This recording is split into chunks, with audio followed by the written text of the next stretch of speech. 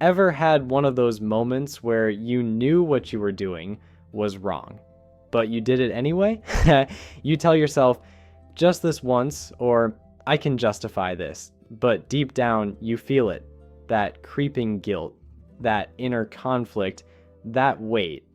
Now imagine that feeling stretched across an entire lifetime. Every decision, every mistake, every rationalization. That's what Dostoevsky understood better than most. Sin isn't just something we do, it's something we are, it's inevitable, but here's where it gets interesting, because Dostoevsky doesn't just leave us drowning in guilt, he also hands us the key to redemption. Imagine you're on a diet and you've been doing great. Then one night you see a slice of chocolate cake in the fridge. You know you shouldn't, but the more you tell yourself no, the louder your brain says, come on, just one bite. And before you know it, the plate is empty and regret kicks in. Now, scale that up. This is how Dostoevsky sees sin. Not as a rare slip-up, but as an unavoidable force inside us.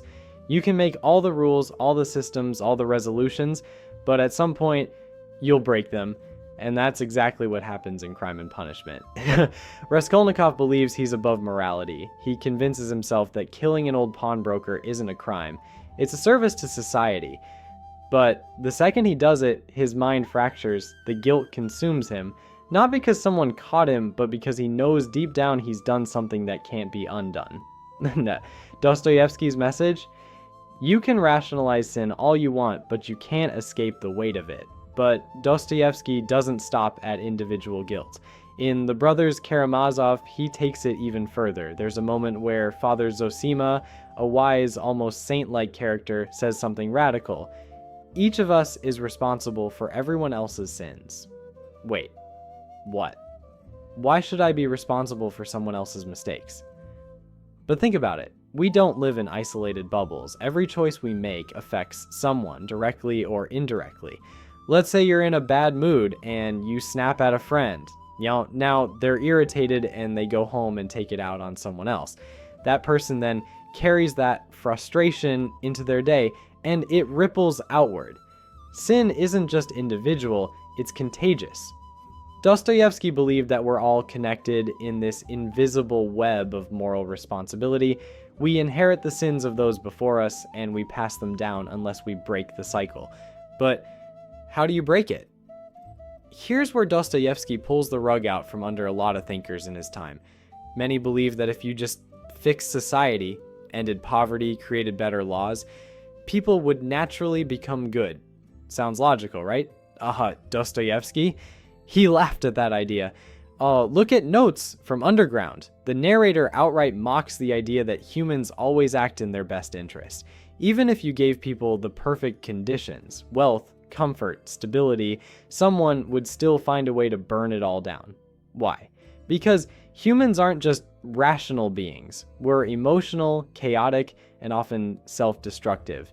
Ever seen someone throw away a great relationship for a fleeting moment of excitement? Or sabotage their own success out of fear? That's what Dostoevsky is talking about. Sin isn't just about bad decisions. It's about the deep, unexplainable urge to rebel, even against what's good for us.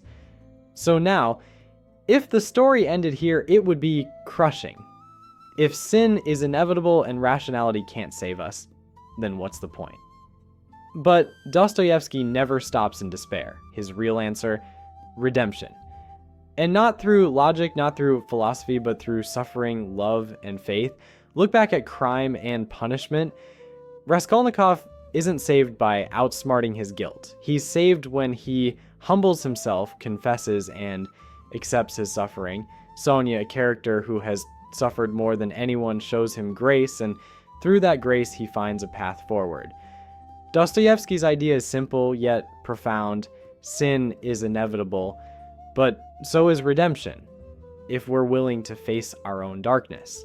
So the next time you wrestle with guilt, with moral failure, with that deep feeling that you're falling short, remember this. Dostoevsky wouldn't be surprised. He'd tell you it's part of the deal.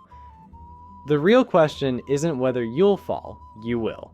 The question is, will you get back up?